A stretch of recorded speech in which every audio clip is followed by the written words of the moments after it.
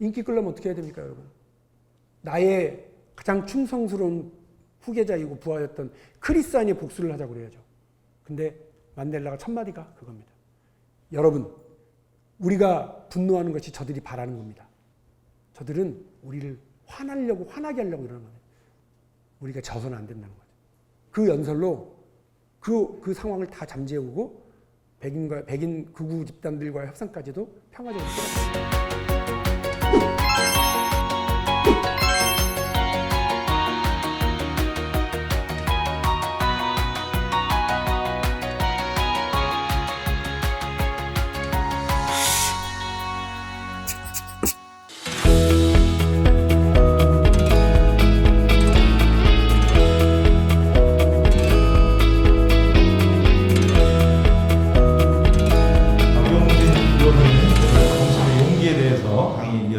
박수로 환영해 주세요. 오늘 이렇게 JTBC에서 기회를 주시고요. 또 여러 원우님들과 시청자분들하고 만날 수 있는 기회가 주어져서 너무 감사하고 영광스럽습니다. 어떻게 하다 보니까 매주 지금 전북 방문을 하고 있어요. 지난주에도 왔고, 그렇죠. 지난주에도 왔고, 이게 지금 거의 4주차 지금 계속 오는데요. 또 오늘 행사장으로 오다 보면 그 진북초등학교를 지나는데, 혹시 여기 진북초등학교 나오신 분, 혹은 우리 시청자분들 중에 진북초등학교 나오신 분 계시면 반갑습니다. 제가 진북초등학교 댕기다가 서울로 전학을 갔는데, 그 진북초등학교 교가가 지금도 기억이 나요. 다 부를 수가 있어요. 그래서 비사벌 흘러내리는 물, 주찬의 햇빛은 춤을 춘다. 이렇게 시작하는 교가가 생각이 나서 대통령 선거에 나왔을 때 모교 방문 이런 느낌으로 그 진북초등학교 갔더니 교장 선생님이 그렇게 반가워하시더라고요. 제 고향인 번암 초등학교에 선생님을 하시다가 이제 진북초등학교 왔는데 왠지 이게 거기 인연이 너무 잘 맞는 것 같다는 거예요. 그래서 저도 반가워서 학생들 만나면서 우리 교가 같이 불러볼래? 그랬더니 교장 선생님이 저기 의원님 요즘 코로나라 애들이 교가를 몰라요 그러더라고요. 아 근데 진짜 그 가슴 아프대요. 그 교가를 부를 줄 모르는 그때가 1학년, 2학년 학생들. 그러니까 행사가 없으니까 교가를 부를 일이 없고 그걸 가르치질 않았더라고요. 근데 이제 코로나 이제 뭐 사회적 격리도 많이 해제가 되고 거리두기도 많이 해제가 되고 해서 이제 우리도 일상으로 이제 회복을 하는 이 즈음에 저는 여러분들께 정치인이라고 하는 인기 없는 직업을 가지고 있는 사람이 지녀야 될 태도에 대해서 제 생각도 말씀드리고 여러분들께 제가 물어보고 싶은 것도 있어요. 솔직히. 저도 아직 답을 못 찾아서. 그래서 그 말씀을 좀 드리겠습니다. 국회의원이 되고 나서 박용진 너 뭐 했어? 지금 이제 재선 의원인데 네가 뭘 한 게 있냐? 물어보면 자랑스럽게 뽑습니다. 유치원 3법 했습니다. 그리고 이건희 회장의 4조 5천억 원 차명 계좌에 10년간 미뤄왔던 과세 제가 했습니다. 차 그룹의 제작 결함과 관련된 리콜과 무상수리 조치를 끌어낸 것도 제가 했습니다. 이렇게 말씀을 드립니다.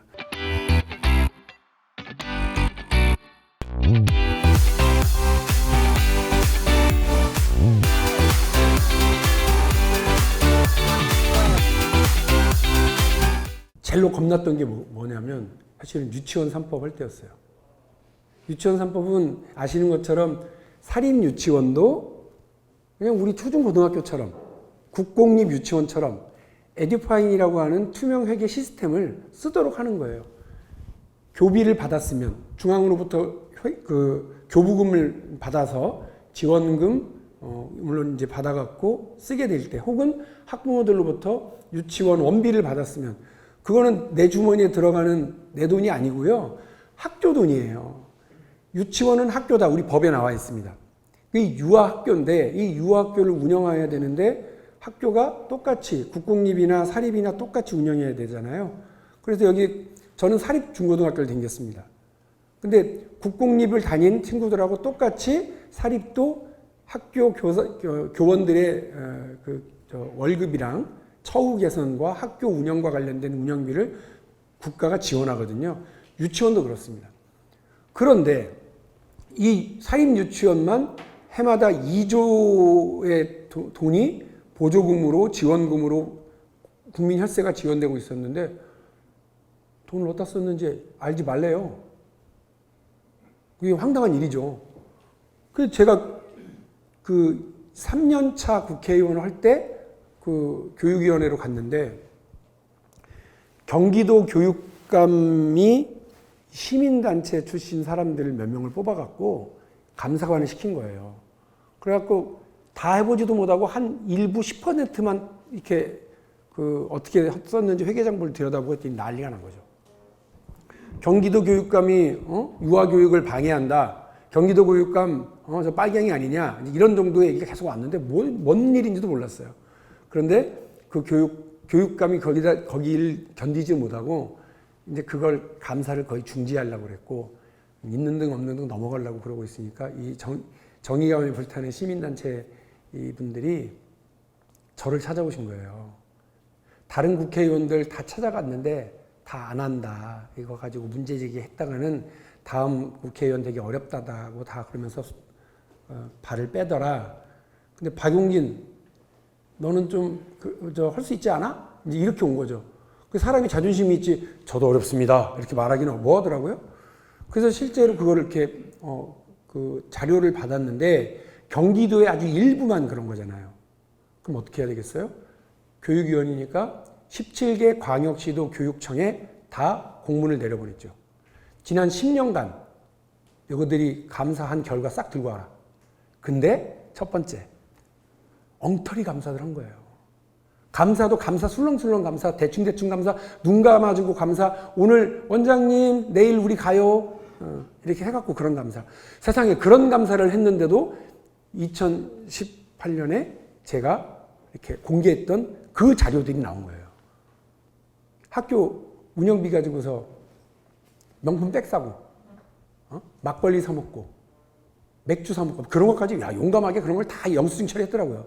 오늘은 맥주 사 먹었네, 내일은 뭐 했네. 심지어 원장님의 부군의 건강 보조식품, 그것도 샀어요. 그것도 어디서? 캐나다에서. 비타민, 이런 거 산 거. 그리고 원장님 아드님이 성인용품. 머릿속에 생각하시는 그거. 그런 거 샀더라고요. 그 다 신문 방송에 다 나갔어요. 뭐 이런 경우가 다 있어. 와, 근데 이 유치원 원장이 한유총이 어떻게 하느냐. 똘똘 뭉쳐서 자기들이 했던 대로 하더만요. 이 특정감사 이런 거 하면 안 된다. 그리고 왜 학교를 뒤지냐. 그리고 왜 우리를 다 음해하냐. 이러면서 그걸 못하게 막고 제가 그래서 그거를 17개 광역시도 자료를 다 모아서 했죠.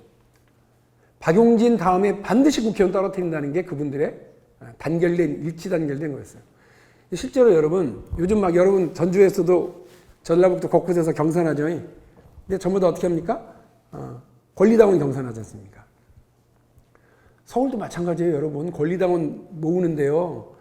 유치원 원장님들이 예를 드는 거예요. 한 유치원 원장님이 한 곳에서 한 10년간 유치원을 운영을 하셨잖아요. 착실하게. 그러면 한 학년당 10명 정도의 엄마들은 누구 엄마 이렇게 부르면서 친하게 지냅니다. 운영일 같이 했던 분들, 이런 분들. 그러면 10년을 하면 한 100명 정도가 되죠. 그 100명 정도의 엄마들한테 계속 만나고 차도 마시고 하시는 관계가 계속 유지가 되는데 동네에서 아니 내 잘 아는 사람이 이번에 민주당 거기 국회의원 나온대. 그러니까 좀 당원 가입 좀 해줘. 당원 가입? 그 1,000원만 내면 돼. 권리당원. 그럼 6개월만 해줘. 이렇게 해갖고 해요? 그러면 그 엄마들만 몇 명이에요? 100명. 엄마들한테 그렇게만 얘기하는 게 아니지. 저기 누구 아빠도 해주고, 애가 이번에 대학 갔겠다. 걔도 좀 해주고. 그래서 한 집에 3명, 4명이 돼요. 근데 그런 유치원이, 사립유치원이 강북구에, 제가 있는 서울 강북구에 몇 개? 30개가 넘어요. 만일에 그 유치원 원장님들이 일치 단결해서 저 사람 떨어뜨리자고 하면 한 유치원에서만 유치원 원장님이 이렇게 조직하는 권리당원이 300명이라고만 치자고요. 그 300명이 30개면 여러분 게임이 끝나버려요. 해보지를 못합니다. 어떻게. 그래서 진짜 겁내는 거예요. 교육부 장관이 몰랐을까요? 알았을까요? 알았어요. 각 시도 교육감이 유치원 이렇게 운영되고 있다는 걸 알았을까요? 몰랐을까요? 알았어요. 국회의원들이 알았을까요? 몰랐을까요? 알았더라고요. 근데 그 한유총이 이렇게 하는 거 꼼짝도 못했어요. 그래서 에듀파인 도입한다고 한 지가 3년이 지나고 있었는데 그거 도입한다고 말도 못 꺼내고 질질질 끌려다니고 있었던 거예요. 그냥 유치원이 파업한다고 그러고 길거리에서 한 10,000명 모여서 데모하고 그러면 그야말로 끽소리도 못하고. 근데 이것을 내가 여기서 눈 감으면 내가 국회의원 2번 하고 3번 해먹을 수 있을지 모르지만 대한민국 교육은 못 바꾸겠네. 그리고 가장 결정적인 게 아이를 유치원에 보냈던 와이프가 그 고민을 얘기하니까 절대 물러나지 말라는 거예요. 이 자료, 그 자료가 공개되고 나서 더 커졌거든요, 일이. 막 국감 때 하고 나서 막 그 엄청난 막 사회적 논란이 되고 그랬는데 유치원의 그 저항도 엄청났고 그래서 결국 유치원이 그 10월 달에 시작한 거예요. 10월 국감 때 처음 공개했는데 여러분 유치원 파업이라고 하는 얘기 들어보셨어요? 3월 1일 개학인데 그날이 3일절이니까 3월 2일 날 유치원을 열어요. 근데 유치원 파업하겠다고 선언했었어요. 그때까지 그러니까 10월, 11월, 12월, 1월, 2월, 3월 6개월을 유치원하고 계속 교육부하고 박용진하고 이렇게 막 이렇게 씨름을 하고 있었습니다. 몰랐다는 거예요. 나만 참으면 된다고 생각했대요. 내가 애를 여기 보냈으니까 우리 애 혹시나 눈치 볼까봐 원장님이 찍으면 큰일 날까봐 이게 말이 되나? 이런 돈을 요구하나? 돈을 이렇게밖에 안 쓰나라고 대충 느낌은 있었지만 그거 한마디 했다가 그거 참 잘난 엄마네 이런 말 듣고 애 찍힐까봐 말도 못하고 넘어갔대요. 근데 애들은 이제 초등학교가 이제 지나고 중학교로 가고 이런 때였는데 이제 참으면 안 된다는 거죠. 그래서 용기를 갖고 그 6개월을 막 계속 싸웠어요. 했는데 마지막에 3월 2일 날 그 유치원이 파업하겠다고 그러고 한유총에서 그걸 다 공개하고 그러고 나서요. 거기에 1,000몇백 개 유치원이 동참하기로 돼 있다. 이 발표를 하고 그러고 나니까 그날 전날 어떤 일이 벌어졌냐? 기적 같은 일이 벌어졌어요. 사실 교육부는 물러나려고 그랬어요. 항복하고. 근데 기적 같은 일이 벌어졌어요. 유치원 비리가 가장 심각하다고 구체적 자료가 나왔던 경기도 화성 동탄과 경기도의 그 수지 지역에 거기가 아파트가 많거든요. 그 지역의 엄마들이 서로 카카오톡 방 열어가지고요. 우리가 이렇게 가만히 있으면 안 되겠다 그러고 자기들이 데모를 한 거예요. 한유총 엄벌에 처하라고. 그리고 왜 학부모들 협박하냐고. 옛날 같으면 어떻게 됐느냐. 아니 다들 맞벌이 부부니까 아니 애들을 맡기고 직장 나가야 되는데 유치원에 문을 안 연대. 그러면 어떻게 해요? 교육부 장관 욕하고 대통령 욕하고 그랬다고요. 학부모들이. 아이고 근데 웬일이야. 토요일 일요일 날 딱 집회를 열어가지고 한유총 엄벌에 처하라고. 유치원 3법 빨리 통과시키라고 해버리더라고요. 그거 보고 되게 용기 엄청 얻었어요. 저도 잠 못 잤거든요. 저만 잠을 못 잤나? 유은혜 교육부 장관도 잠을 못 자고 있더라고. 내가 11시쯤, 밤 11시쯤 전화했더니 이 양반도 잠을 못 자고 있다가 박 의원 웬일이야? 그래서 선배님 그 오늘 뉴스 보셨죠? 그랬더니 봤대요. 국민들이 우리 편이에요. 힘들더라도 한 몇천 명 우리가 참으면 이길 것 같습니다. 웬걸 3월 2일 날 아침에 동참하는 유치원이 하나도 없는 거예요. 자기들도 창피한 거죠. 교육자가. 그렇게 해서 유치원 3법이 사실상 그 한유총의 저지를 뚫고 그 국회에서 순차적인 절차를 밟아나가기 시작했고 국회에서는 또 뭐 국민의힘이 뭐 들어눕고 침대 축구하고 패스트트랙 붙잡고 필리버스터 한다고 그러고 이래가지고요. 1년 4개월 만에 유치원 3법이 통과가 됐어요. 근데 그 과정을 거치면서 진짜 용기를 내야 되겠구나. 맞는 거 하면 주저할 거 없어. 해야지. 그렇게 생각을 했어요.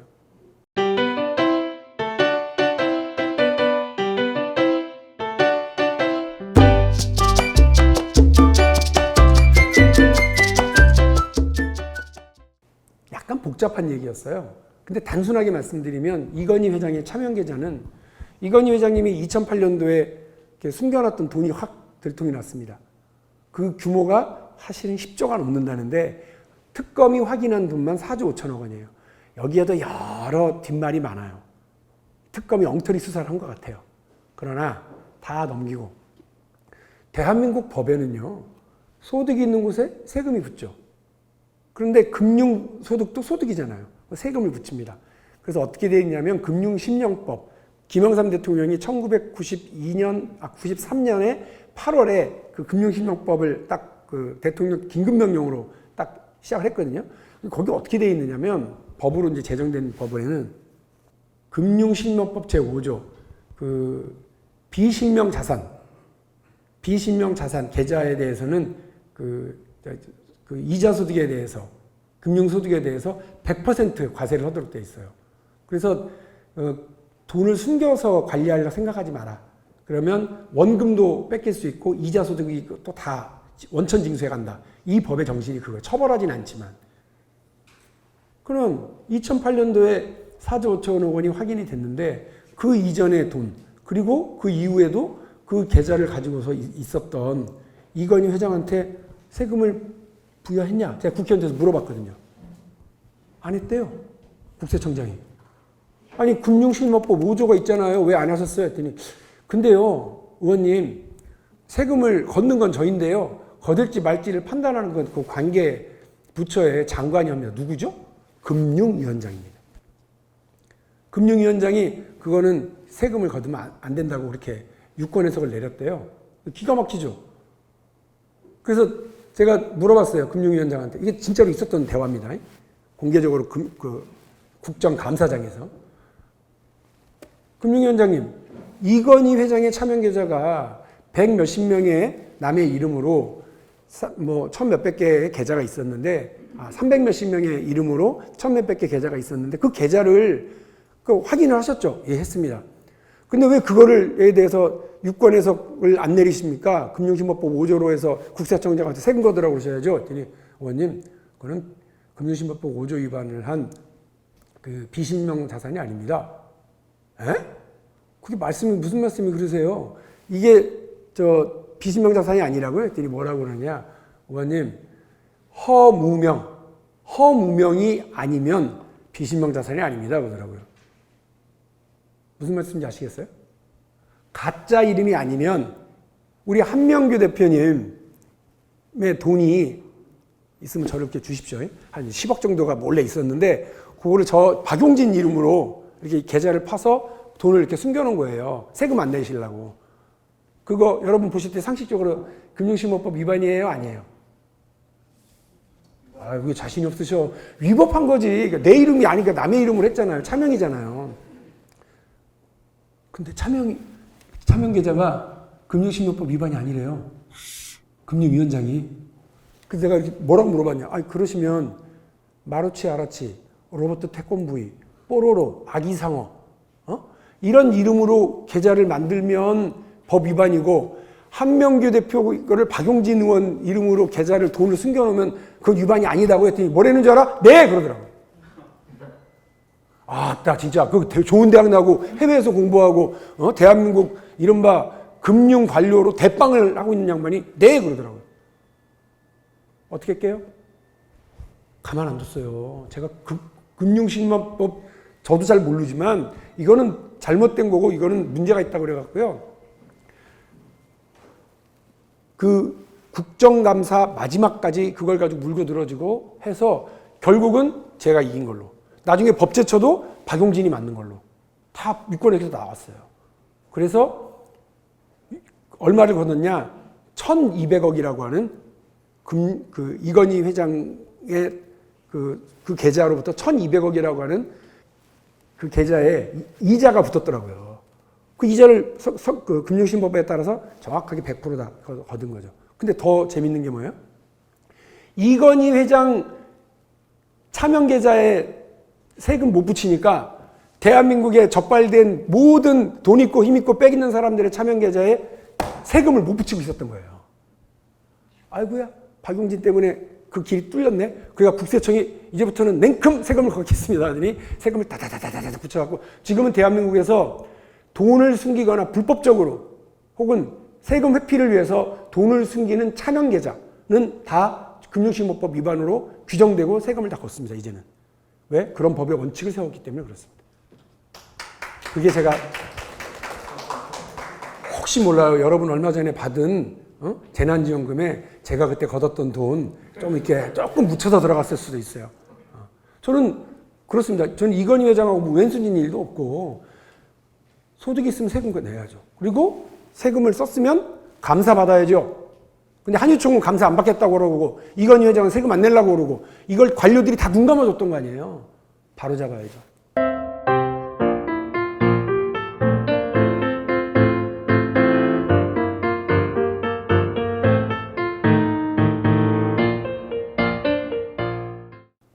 또 하나 마지막인데요. 관료들 때문에 속 뒤집어지는 일 중에 하나가 제작 결함 문제였습니다. 자동차 사고 속상했던 분들 꽤 많으실 거예요. 이게 브레이크가 안 밟히거나 아주 그냥 단순한 거, 이거 창문이 왜 이렇게 뻑뻑해? 이런 거는 AS 받아도 뭐 나중에 받아도 상관없어요. 여러분 자동차가 사고가 결정적으로 안전 문제가 벌어지면 그거 큰일이잖아요. 그거 한두 푼짜리예요? 몇 천만 원 하잖아요. 내 집은 못 사도 내 차는 사기 위해서 하는 사람이 얼마나 많은데요. 제가 저는 사실 정무위원회였어요. 근데 계속 그 재벌들의 문제를 막 파고들다 보니까 어느 날 갑자기 저보고 교육위원회로 가라고 그러더라고요. 그래서 저는 제 의사에 반해서 그 위원회가 바뀐 유일한 사례예요. 제 때. 정말 울었어요, 저는. 아, 왜 우리 정부도 재벌들한테는 이렇게 하나? 근데 뭐 증거는 없어요. 저를 일부러 재벌들이 로비받아서 보냈다는 증거는 없지만 농후하죠. 아무도 그런 사람이 없는데 저만 원하지도 않는 교육위원회 보내서 물론 뭐 교육위원회 가서 유치원 3법을 했죠. 원래 제가 정무위원회예요. 그런데 어느 날 이런 사고가 났다는 걸 봤어요. 뉴스에서.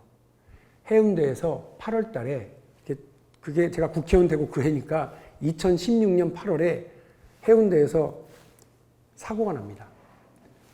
딸이 시집을 갔는데 시집간 딸이 그 둘째 아이를 낳아서 한 8개월 만에 아이를 데리고 부산에 있는 이제 친정으로 온 거죠. 애 인사도 시키고 이런다고 휴가를 온 거예요.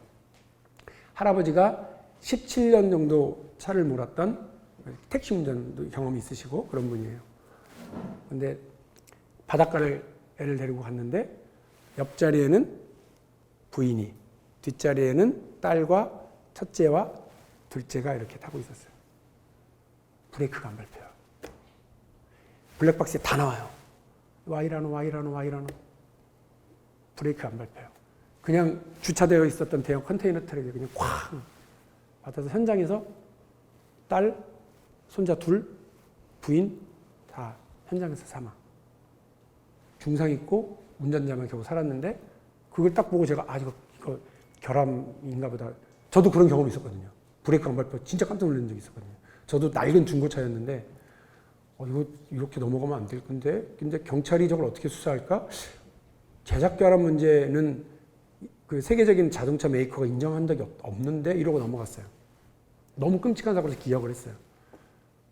경찰이 그해 12월에 어떻게 했는지 아세요?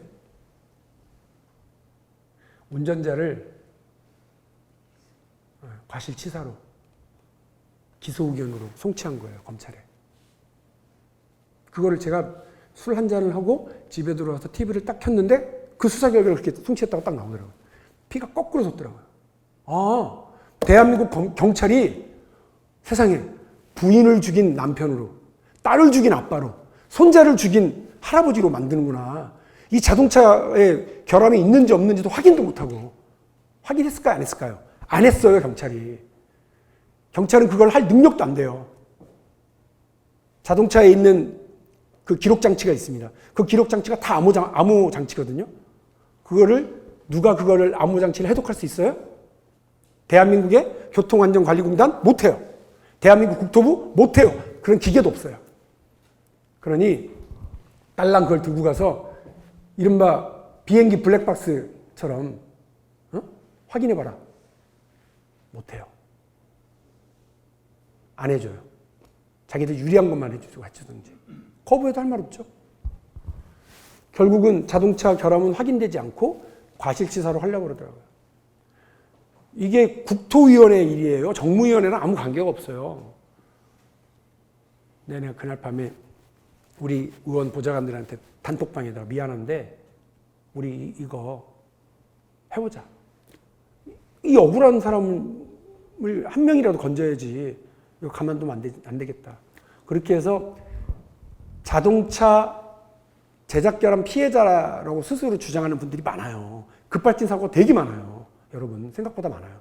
그분들과 피해자들을 모은다고 해서 모았는데요. 피를 토해 이분들이 다. 정말 억울하고 죽을 뻔했고 어떤 사람은 죽었고 그 피해자들과 그 유족들과 다 모여갖고요. 근데 하나같이 경찰은 나 몰라라. 제작사인 사도 나 몰라라 이러는 거예요. 그럼 뭐 박용진은 무슨 수가 있나. 이 문제를 제가 이제 장관을 부를 수 있는 입장이 아니잖아요. 그러니까 대정부 질문을 하겠다 해서 대정부 질문 자리에서 국무총리와 장관을 불러다 놓고 그걸 물었죠. 그 영상을 켰어요. 블랙박스 영상을. 대한민국 국회 본회의장에서 처음으로 자동차 리콜과 관련된 질문을 제가 한 거죠. 그리고 5년간 싸웠어요. 내부에서 고발자가 나왔어요. 근데 그 사람 김광호 씨예요. 내부에서 다 회의했대요. 유압계에 문제가 있어서 자칫 잘못하면 브레이크가 안 밟힐 수가 있다는 거예요. 알고 있었던 거예요. 내부 문건에 의하면. 근데 그거를 리콜이 아니고 무상수리 조치를 바꾼 거예요. 낮춘 거예요. 이런 걸 우리가 발견을 했는데요. 리콜이 아니라 무상수리 조치를 좀 하겠습니다. 국토부가 뭐라 그래? 예, 그런 거예요. 여러분, 리콜은 내 자동차를 사간 사람들한테 다 통보합니다. 와서 꼭 수리 받으시라고. 무상수리는 자기가 찾아오면 공짜로 해주는 거예요. 이게 문제가 있는 점들이 확인 못하고 있었던 사람들은 문제가 생겼을 때 주행을 하고 있으면 죽는 거예요. 어떻게 이런 짓들을 해요? 그래 놓고 그 밑에 써 있다는 거 아니에요. 이 조치로 얼마를 이득봤다고. 돈 때문에. 제가 뭐라고 그래요? 저 김광호라는 사람 이상한 사람이고 저 자료는 내부 유출된 자료니까 어디서도 보도하면 안 되고 누구도 언급하면 안 된다고 다 딱 법원으로부터 판결 받아왔더라고요. 이제 어떻게 해야 돼요? 저 찾아오셨더라고요, 그분이. 용기 있는 국회의원 한 명 있다고 해서 찾아왔는데 같이 하실래요? 그러면 나는 한마디 할 때마다 어떻게 되겠어요? 껌껌이 몇 천만 원씩 내야 돼요. 그리고 민형사상 처벌도 받을 각오를 해야 되고. 그래서 뭐 어떻게 해요? 면책특권 뒤로 숨었지. 그래서 상임위에서 공정거래위원장을 대상으로 할 때, 상임위원회에서 소비자 보호원을 상대로 할 때, 그 다음에 국무총리 비서실장을 얘기를 할 때, 그리고 국감장에서 또 불러다가 그 얘기 물어봤죠. 5년간 싸웠어요, 그렇게. 왜냐하면 면책특권이 있으니까. 그때요, 저는 박용진 저거는 회사 망하라고 저런다는 거예요. 노동조합도 사실 제가 노동운동 지원하고 노동자들 파업 지원하다가 3번 감옥 간 사람이에요. 저는 노동자 출신은 아니지만. 정말 서운하더구만요.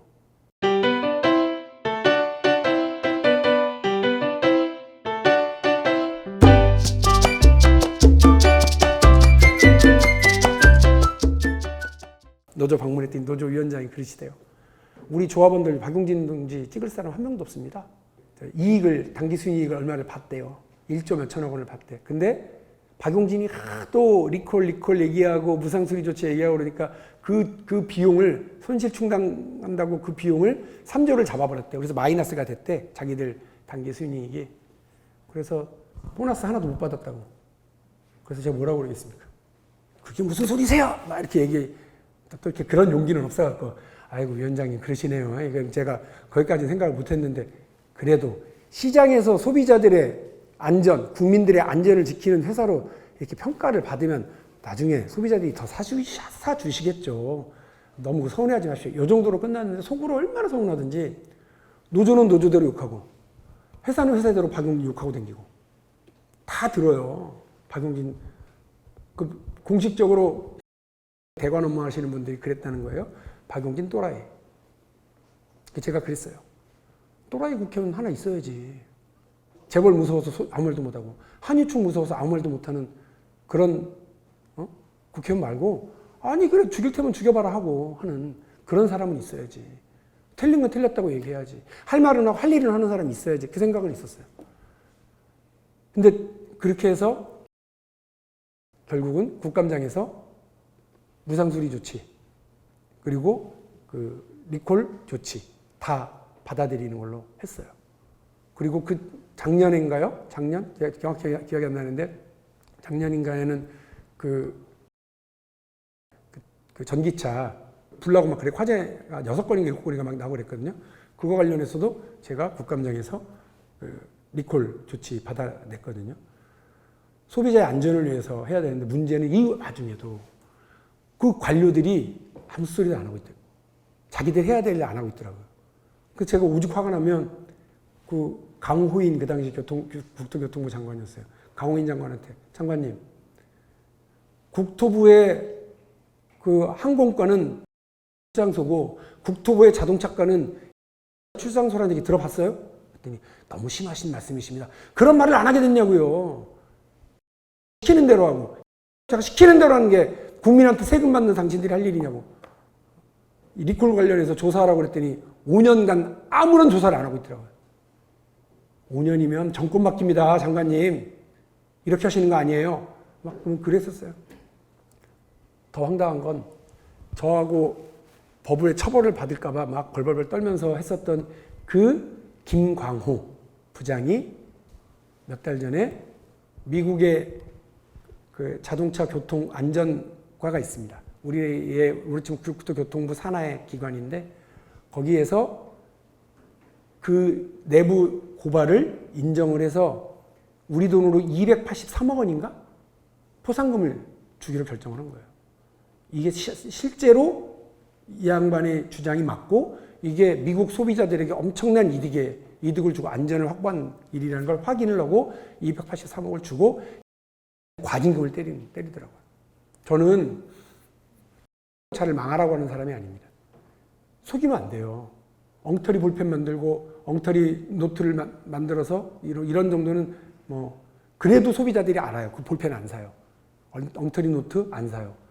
자동차는 정말 비싼 제품이잖아요. 안전의 문제잖아요. 근데 그거를 과실이 있는 줄 알면서도 숨기고 속여? 이거는 저는 범죄라고 봐요. 그렇게 되면 결국은 아무도 안 살라고 그럴 거예요. 그래서 제가 몇 번을 얘기했습니다. 자동차가 사랑받는 기업이 되길 바란다. 사랑받는 기업이 되길 바라고 대한민국의 자동차와 같은 회사가 10개, 20개 더 생겨야 된다는 게 제 생각입니다. 그러나 국민을 속이면 안 되죠. 자기 이익을 위해서 회사의 자금을 삥땅 치면 안 되죠.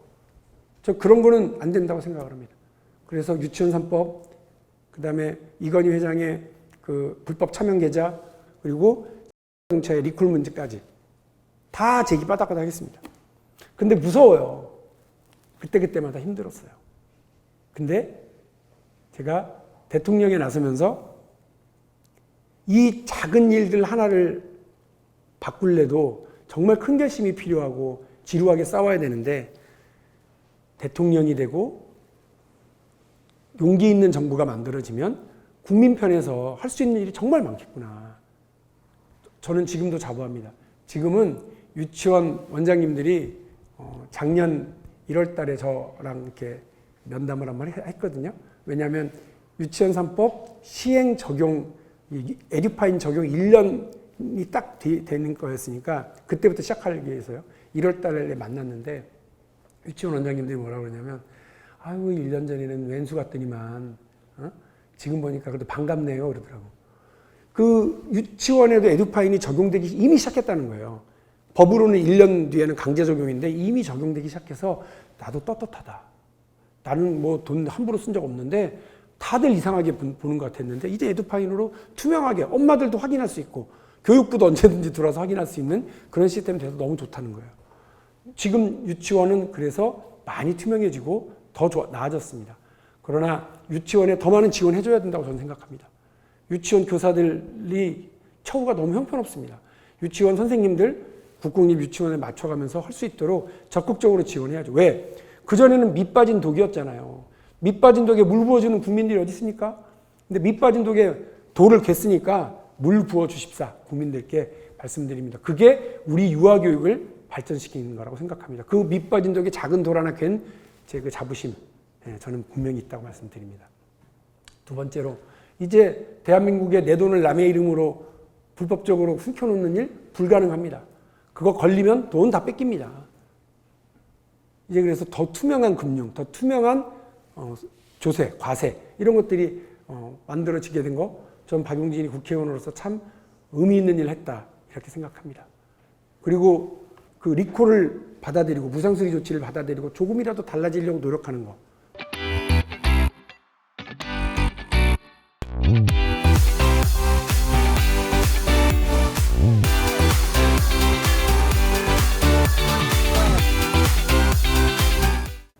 그래서 용기 있는 정치인, 균형 감각을 가져야 된다고 생각했는데,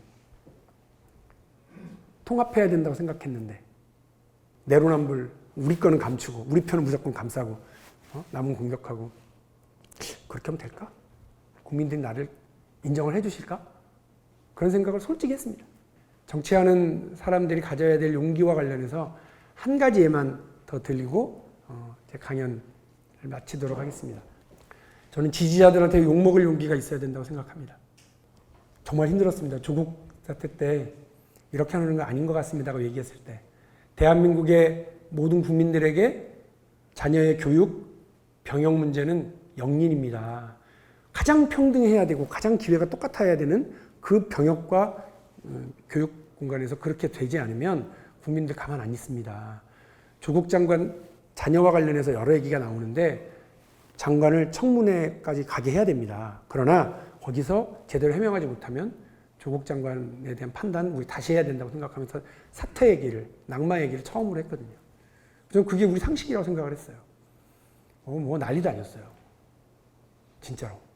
위성정당 반대했을 때도 전략적 사고를 못하는 사람이라고 욕먹었어요.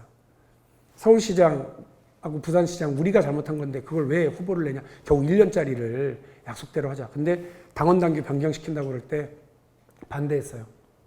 지만 잘난 줄 안다고 욕먹었어요. 지지자들한테 욕먹을 각오를 해야 된다 생각은 해요. 그러나 그때마다 정말 힘들어요. 이제 핸드폰 막 수만 개씩 문자 쌓이고 욕설 막 오면 안 읽으려고 그러는데 가끔씩 보거든요. 정말. 그리고 우리 아들들이 좀 이상한 애들이야. 고등학교 2학년, 중학교 3학년인데 막 재밌어해. 아빠 저기 페이스북 댓글에 아빠 보고 저기 수박이래.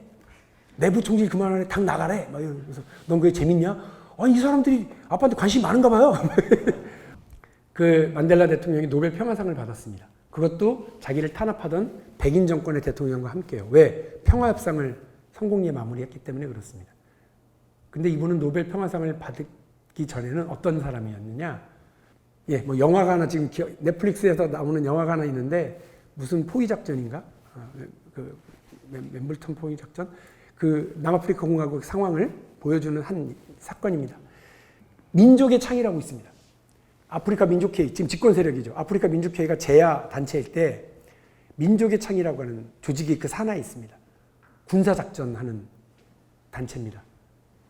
약자로 MK라고 그러는데 그 민족의 창이 하는 일이 뭐냐면 발전소 폭파, 철도 파괴, 뭐 이런 거예요. 그리고 요인 사람들도 많이 죽거나 다쳤어요. 백인 정권의 말로는 안 되고 평화적으로는 안 된다고 생각해서 민족의 창이라고 하는 군사 조직을 만들고 해외에서 훈련을 시키고 무기도 반입하고 막 진짜로 싸웁니다. 곳곳에서 막 테러가 막 자행이 돼요. 초대 사령관이 누구예요? 아프리카 원주민 중에 드문 변호사 출신의 넬슨 만델라가 그 조직을 만들자고 주장하고 관철시키고 초대 총사령관이에요. 그래서 백인 정부가 그 사람을 사형시키려고 그랬었어요. 그리고 가장 극악한 사람이다 이래갖고 독방 딱 넣어놓고 로빈슨 선에 딱 가둬놓고 감옥에 갇힌 이제 한 20년 동안 상황이 변합니다. 그러니까 인종차별 정책에 대해서 항의하는 국제사회가 지금 러시아를 봉쇄하듯이 러시아 경제를 봉쇄하듯이 봉쇄를 시작해요. 그리고 그 남아프리카 공화국 산 자원이라든지 곡물이라든지 수입도 안 하고 다 막아버립니다. 그러니까 남아프리카 공화국 경제가 거의 주저앉을 지경이에요. 내부에서의 투쟁 엄청 합니다. 그야말로 흑인들이 정말 격렬하게 투쟁하고 그럽니다. 도저히 유지가 안 될 상황이에요. 그러니까 백인 정권이 갈등에 빠진 걸 감옥에서 정확하게 캐치를 했더라고요. 이 양반이 87년부터인가에 편지를 씁니다. 법무부 장관한테. 법무부 장관이 어이가 없지. 테러리스트 따위가 나한테 편지를 보내? 평화협상하자고? 1년 동안 대꾸 한 번을 안 합니다. 1년 조금 지나고 법무부 장관이 그 지역을 순시하다가 찾아왔다는 거예요. 너 그 무슨 진심이야? 만나서 얘기를 했는데 만델라가 진심으로 얘기한 거예요. 평화협상하자. 그리고 대통령한테 전합니다. 드클레라인가? 대통령 이름이 약간 복잡한데 그 양반이 고민을 하기 시작합니다. 그리고 고민의 첫 번째 조치로 로빈슨 섬에서 도심 가까운 곳으로 사람을 빼냅니다. 이때 처음 얘기합니다. 3년인가를 혼자서 편지 쓰고 혼자 평화협상을 구상하고 동지 같이 들어가서 몇십 년을 지금 같이 깜빵 생활을 하고 있는 MK를 같이 이끌었던 ANC 동지들한테 처음 얘기합니다. 평화협상을 시작하자고. 반으로 쫙 갈립니다. 나머지는 반대. 무슨 짓이냐. 쟤네들 무슨 평화협상을 하냐. 우리 죽은 동지들 생각 안 나냐. 이렇게. 우리 동포들 죽였다. 근데 그 반대를 무릅쓰고 평화협상을 계속해요. 그리고 88년인가 89년에 나오죠. 만델라가. 그리고 그때부터 아프리카 민족회의 전체를 상대로 하는 이 평화협상을 가야 된다고 하는 평화노선을 계속 주장을 합니다. 어라? 아니 최대 강경노선주의자였고 우리의 영웅이고 살아있는 우리 지도자인데 신과 같은 존재인데 이 양반이 갑자기 이렇게 바뀌었다고 생각을 하는 거예요. 그럼 어떻게 됩니까? 다 떠나요, 여러분. 난 당신이랑 같은 화이트 테이블에 앉아 있을 수가 없다고 다 떠납니다. 되게 외로워요. 정말 외로워요. 욕도 엄청 먹어요. 근데 엄청난 일이 벌어졌어요. 끔찍한 일이 벌어졌어요. 1992년도에 요하네스버그 한복판에서 이름이 크리스 한이라고 하는 민족의 창의 후계자, 총사령관, 가장 강경노선을 걷고 있는 그 무력을 가지고 있는 사람이죠. 그 사람을 백인 극우주의자가 총으로 쏴서 암살해버려요, 대낮에. 그러니까 뭐 완전히 분위기가 전쟁 직전으로 이제 갑니다. 근데 백인 정권은 평화협상을 하지만 극우 백인 집단들은 한 2만 명 정도의 군사조직, 사설 군사조직을 만들고 탱크까지 자기 돈으로 구입해갖고 이제 전쟁 내전 직전을 막 들어가고 있었던 때예요. 크리스 하니의 장례식장. 막 분위기가 살벌하죠. 넬슨 만델라가 추도사를 하려고 올라가는데 야유가 뭐 막 빗발칩니다. 인기 끌려면 어떻게 해야 됩니까, 여러분? 나의 가장 충성스러운 후계자이고 부하였던 크리스 하니의 복수를 하자고 그래야죠. 근데 만델라가 첫 마디가 그겁니다. 여러분, 우리가 분노하는 것이 저들이 바라는 겁니다. 저들은 우리를 화나게 하려고 이러는 거예요. 우리가 져서는 안 된다는 거죠. 그 연설로 그 상황을 다 잠재우고 백인 극우 집단들과의 협상까지도 평화적으로 끌어갑니다. 그래서 남아프리카 공화국이 200만 명 정도가 죽었을 거라는 거예요. 그 내전 벌어졌으면. 물리력으로 상대가 안 되고 숫자적으로는 상대가 안 되고 흑인들이 엄청 많고 그 군사력으로는 상대가 안 되니까 막 죽는 거죠. 지도자의 용기는 그 욕먹고 조롱당하고 돌팔매질 당할 때 나라를 위해서, 공동체를 위해서, 국민들의 삶과 미래를 위해서 어떤 선택을 하느냐는 겁니다. 1968년도에 경부고속도로를 깔자고 그랬을 때 박정희 대통령 다 반대했습니다. 왜? 대한민국 그때 국가 예산이 2,400억이에요. 근데 그 경부고속도로 까는 데 들어가는 돈이 거의 500억이에요. 그러니까 거의 5분의 1을 넘는 돈을 거기다 쏟아부어 갖고 하려고 그러니 반대하죠. 야당도 반대, 언론도 반대, 다 반대하는데 그걸 한 거예요. 그래서 산업화기를 열었다는 평가가 있습니다. 김대중 대통령 때 초고속 인터넷 고속도로를 깝니다. 다 반대해요. 왜? 그때 IMF 바로 직후라 대한민국 정부 예산이 겨우 70조 2천억 원이에요. 근데 10년간 80조를 쏟아붓겠다고 하는 초고속 인터넷 강북으로 가는 길을 닦겠다고 하는 그 계획을 발표합니다. 그래서 여러분 기억나세요? 메가패스 뭐 이런 KT가 나서서 하고 다 받아주거나 뭐 이런 광고도 나오고 누구께 더 빠른지 그러면 막 핸드폰 광고도 막 터져 나오기 시작하고 근데 여러분 그때 초고속 인터넷 고속도로를 깐다고 그럴 때 야당도 반대하고 다 반대했어요. 애들 게임이나 하라고 그런 짓 하냐고 엄마들도 반대하고 그런데 그때 그 초고속 인터넷 고속도로를 까는 결단을 했기 때문에 지금 대한민국이 IT 강국인 겁니다. 그때 김대중 대통령이 그러셨어요. 우리가 산업화는 제일 늦게 했지만 정보화는 제일 먼저 하자. 그래서 그 일을 한 겁니다. 대통령은 지금 이 대한민국이 이렇게 IT 강국 그리고 산업화와 IT를 결합해서 그 세계 선도국가로 가고 있다고 하는 걸 못 보시고 계시지만 여러분 지도자가 어떻게 선택하고 어떤 욕을 먹더라도 필요한 것을 하는 그 용기 그것이 저는 대한민국에 필요할 때라고 생각합니다. 박용진도 그렇게 하겠습니다. 지금 당장 손해를 보고 지금 당장 욕을 먹더라도 대한민국의 미래를 위해서 여러분과 함께 용기를 내고 할 말을 하고 할 일을 하는 그런 정치인이 되도록 노력하겠습니다. 감사합니다.